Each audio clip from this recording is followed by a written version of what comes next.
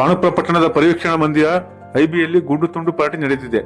ಕಳೆದ ರಾತ್ರಿ ಕೊಠಡಿ ಪಡೆದಿದ್ದ ವ್ಯಕ್ತಿಯವರು ಹಲವರನ್ನು ಸೇರಿಸಿಕೊಂಡು ಗುಂಡು ಪಾರ್ಟಿ ಮಾಡಿದ್ದಾರೆ. ಅದರಲ್ಲೂ ಪರಿವೀಕ್ಷಣಾ ಮಂದಿರದ ವಿಐಪಿ ಕೊಠಡಿ 2 ರಲ್ಲಿ ಈ ರೀತಿ ಗುಂಡು ಪಾರ್ಟಿ ನಡೆಸಲಾಗಿದೆ.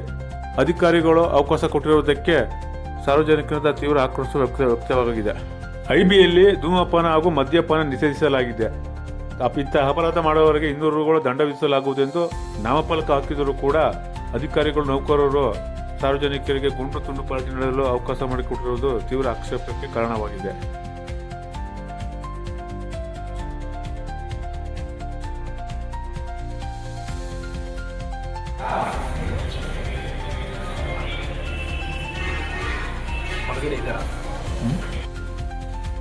ಈಗ ರಾತ್ರಿ ಈಗ ರಾತ್ರಿ